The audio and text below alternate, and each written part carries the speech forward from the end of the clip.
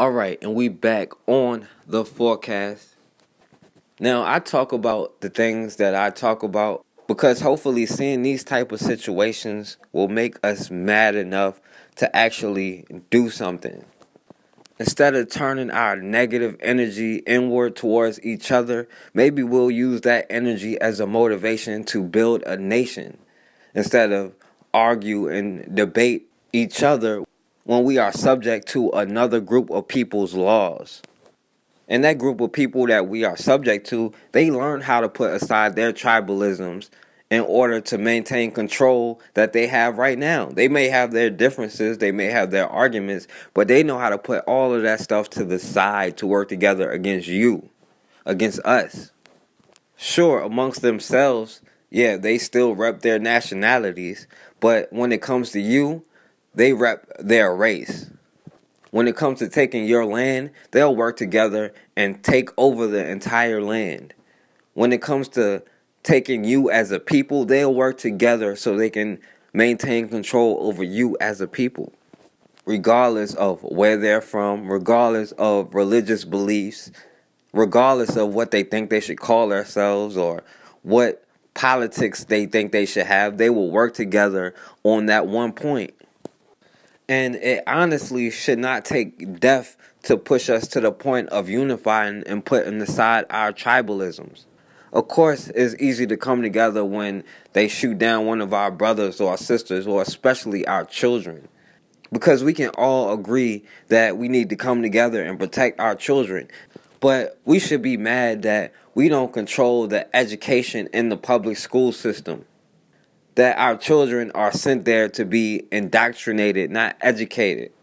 That should be enough to drive us to the point to build our own schools. Us being subject to their laws and having to go to their courts and having to beg them for justice should be enough. The fact that they strong arm money out of us through taxes, the fact that we still have to deal with taxation without representation, that should be enough. We have to fund the police who come into our communities and abuse us and harass us and can shoot us down, and grand juries and judges and juries decide to let them go because it's okay. They take your tax money the same as everybody else, but if it snows outside, your street is the last street to get cleaned off. If it's damage on your street is the last street to get fixed. If a natural disaster happens in your area, you are the last one that's going to get help. You can't even fully exercise your constitutional rights without facing some kind of repercussions, yet you will be taxed to the fullest extent of taxation. And every year, the cost of living goes up while the money you make goes down. They don't pay you enough to live in this world. They pay you enough to get back and forth to work. And in order to eat in this society, you have to sign up for voluntary servitude. Now, they telling you, well, if you want to make a difference, pull yourself up by your own bootstraps like everybody else. But what they don't tell you is that every time we've built ourselves up and picked ourselves up by the bootstraps, we've been knocked back down and forced to start all over again. We had our own economies. They were destroyed. We were unable to pass down wealth from generation to generation. We should be mad about that. The fact that every time we make an organization to help uplift our people, they are put on the terrorist list, the enemy list. They are labeled a criminal organization. If you dare talk about black empowerment, you are preaching hate. You are preaching destruction. You are the racist. You are the terrorist. But the fact that they keep attacking all of these organizations that we build that protect ourselves and to help uplift ourselves and to help educate ourselves, and they attack it and destroy it, that should be enough to unify and defend the things that we do build. Because we have the blueprint for all of the answers that we need right now. Our ancestors did all of the things that we say we need to do, but what we have to figure out is how to stop all this tribalism and come together and protect what we build. And starting in our own local areas, we can build the unity that we need to build to be able to get out of this situation. Even our brothers and sisters in the poorest areas, if they can find a way to do group economics, then they would change the game.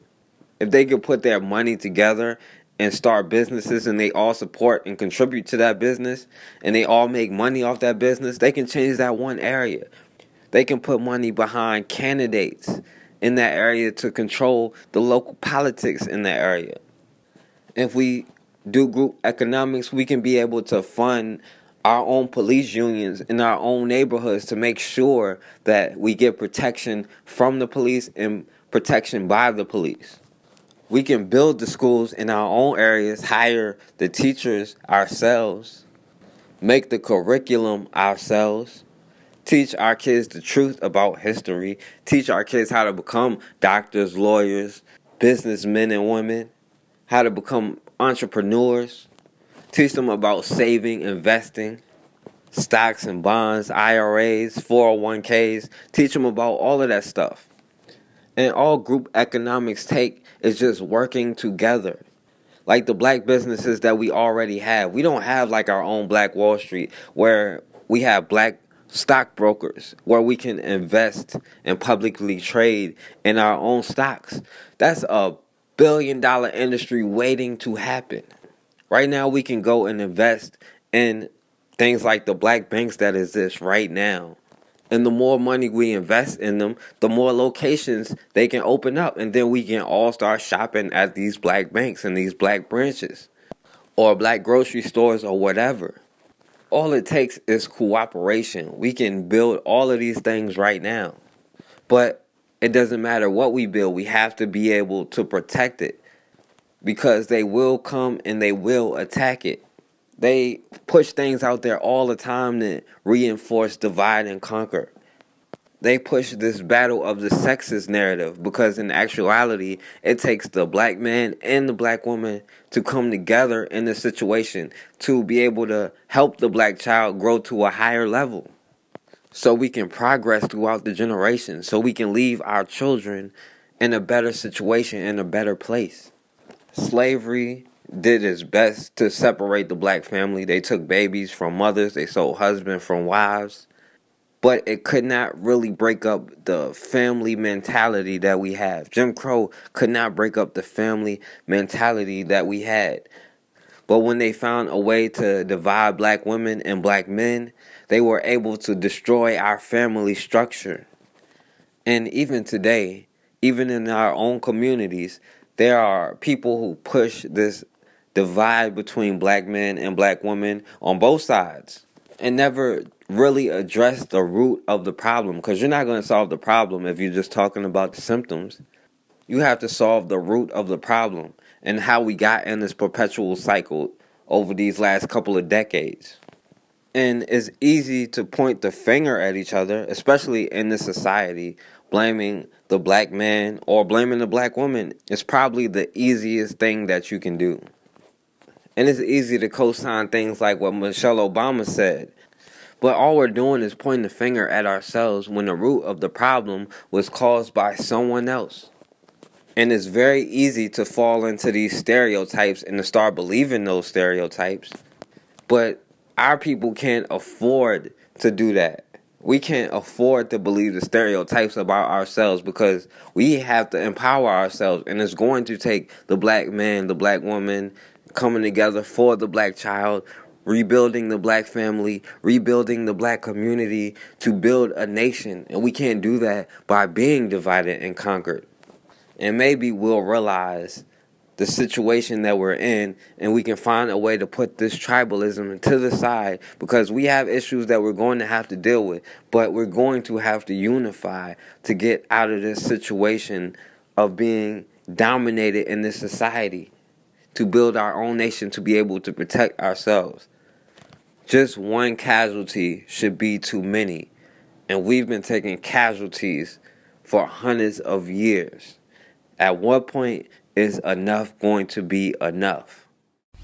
The case of a Dallas police officer accused of excessive force has become a rallying cry for the rank and file who feel cops are treated unfairly. Good evening. I'm Steve Eager. It's 9 o'clock. Hello, everybody. I'm Heather Hayes. Cell phone video showed part of what happened when Officer Jesus Martinez arrested a panhandler. After being fired but then cleared of criminal wrongdoing, he's now been reinstated with the Dallas Police Department. He will receive back pay. Fox 4 is ahead. Ara at the Dallas Police Headquarters with reactions ahead. Well, Steve, after nearly a year of uncertainty and financial struggle, friends of Officer Jesus Martinez tell me he is elated and relieved with today's decision. Now, the process hasn't been easy, but supporters say they never lost hope. Yes. Of all the happy hours in Deep Ellum, this one might be the happiest. This is a celebration. This is absolutely a celebration. Strangers, through over the course of a year, became family for Officer Jesus Martinez, who on his final appeal was reinstated. Stephanie Johnson found out from his wife. She let me know what happened, and it was just complete elation. I'm still in a little bit of shock. It's almost like you win the lottery and you have to kind of soak it in. He was a victim of the beginning of what is attack on police. Martinez was accused of using excessive force on a panhandler in Deep Ellum in June 2014. Someone posted cell phone video online. Eventually, a grand jury cleared him, but prior to that, Martinez was fired and arrested after an internal affairs investigation. It happened the same day the Ferguson verdict came out, and this was the lead story, firing Jesus Martinez, and after that, we all watched Ferguson burn. Everybody saw the half that was involving the struggle. On one side, they didn't realize what happened previously. Supporters say the video didn't tell the whole story. The Dallas Fraternal Order of Police say even though the 31-year-old's uniform was torn during a scuffle with a panhandler before the recording, the union claims Martinez was fired because the video was perceived bad. Thank God that there were some people that were objective and unbiased. They looked at all the facts, at all the evidence, and they reinstated Jesus Martinez. Many business owners in Deep Ellum showed support for Martinez throughout the investigation with things like the Jesus is my homeboy social media campaign and by raising money for the officer's 2 daughters during the holidays. I think it kind of proves that Deep Ellum is a family. I mean, we're welcoming to all. I mean, if you're in Deep Ellum, you're considered family. And soon with a reunion, spirits are high. You're here. Glad to have him back. Yes, absolutely. Welcome back. Now, the panhandler's attorney disagrees with today's decision and maintains his claim that Officer Martinez used excessive force. Meanwhile, the union that represents Officer Martinez tells me he'll receive full back pay since his firing. Steve? Okay, so we know backwards he gets back pay. How about his forward pay? Where will he be serving? Does he go back to his old patrol in Deep Ellum? Well, that we don't know yet. That will be up to Chief David Brown to decide. Now, community members in Deep Ellum are hoping he'll be assigned to his old beat because this is a guy that they looked up to and loved. He knew people by first name. He even gave out his personal cell phone number to business owners in case there was trouble. Now, it's been almost a year since Martinez was fired, so supporters say this long, draining process won't be complete again until they see him in a squad car in their neighborhood where they say he belongs. A special governor's commission later identified major causes for the rebellion as including an absence of job opportunities for blacks and a resentment of the Los Angeles Police Department, then in his 15th year of leadership under Chief William Parker. The commission echoed both the governor and LA's district attorney at the time in criticizing Parker's strong-arm approach to law enforcement, which many South Central residents experienced firsthand. In the early 60s, LAPD was run by Chief Parker, who was a tremendous reform chief. He took what had been a nationally notoriously corrupt department and turned it around extremely effectively. But it distanced itself from the community. This was especially true in South Central Los Angeles and in East Los Angeles. As a community started to rebuild, street gangs like the Slossons and the Gladiators all but disappeared. For the next 4 years, gang-related violence was practically non-existent. Shortly after the Watts Rebellion in 1965, there was a whole bunch of organizations and programs started in Los Angeles by the youths who used to be in these clubs. And one of them was the Black Panther Party, which was originally founded in Oakland. LA started a chapter under a guy named Alprentice Carter, also known as Bunchy. And he was a Slauson member, a club that existed in Los Angeles from the 50s throughout the early 60s. So as he became the president of this chapter, it started to get a lot of youths involved in this new movement. You know, Raymond, he knew Bunchy Carter.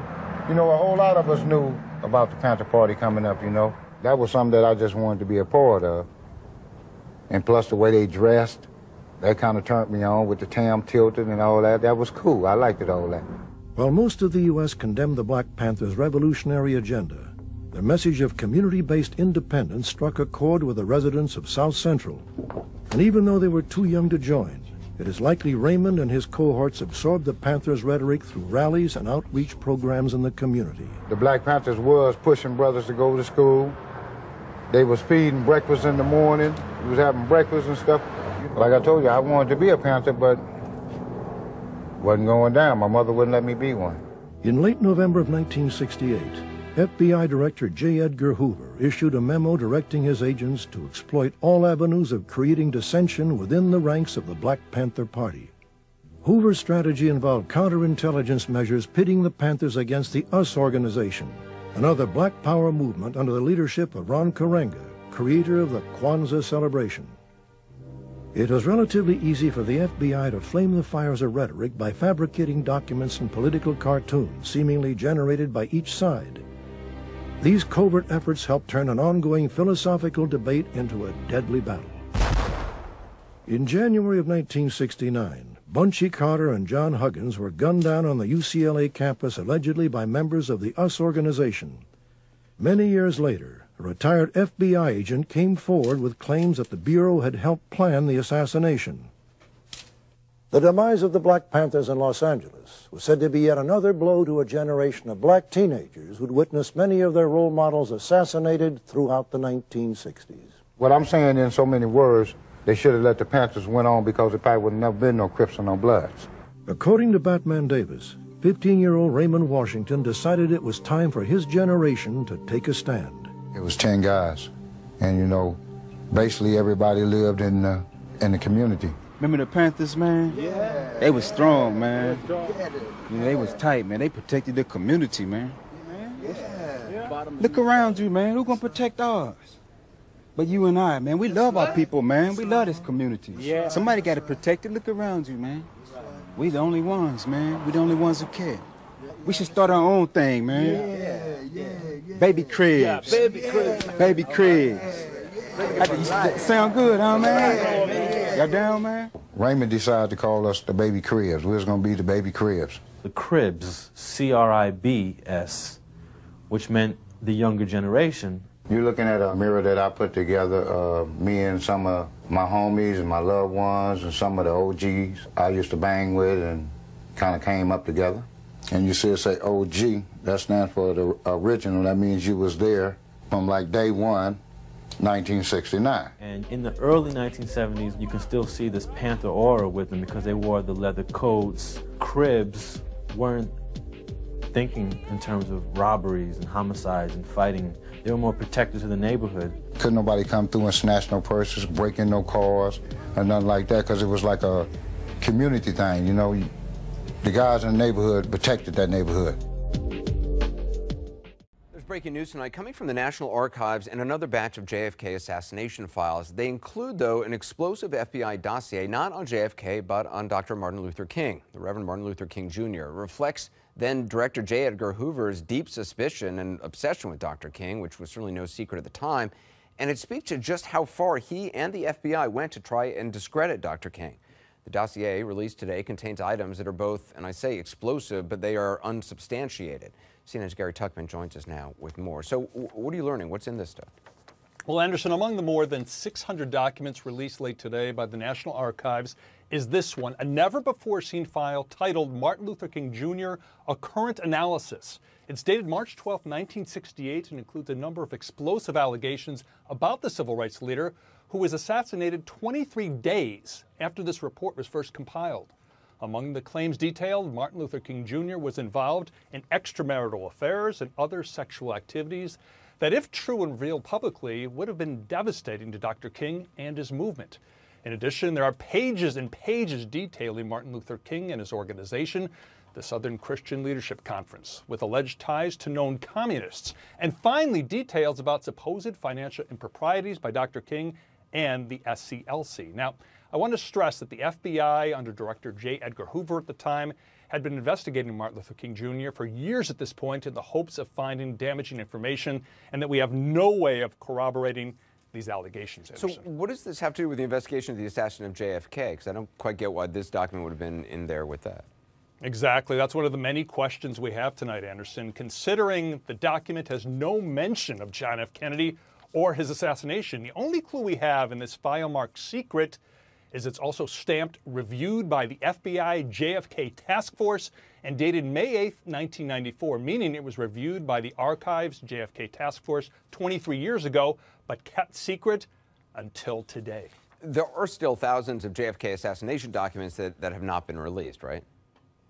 Right, and that's also still unclear what's going on with that. We do know that last week President Trump sent out this tweet that read in part, after strict consultation with General Kelly, the CIA, and other agencies, I will be releasing all JFK files other than the names and addresses of any person who is still living. And they are being released on a rolling basis by the National Archives. There are still thousands of pages yet to be released, so much more to come.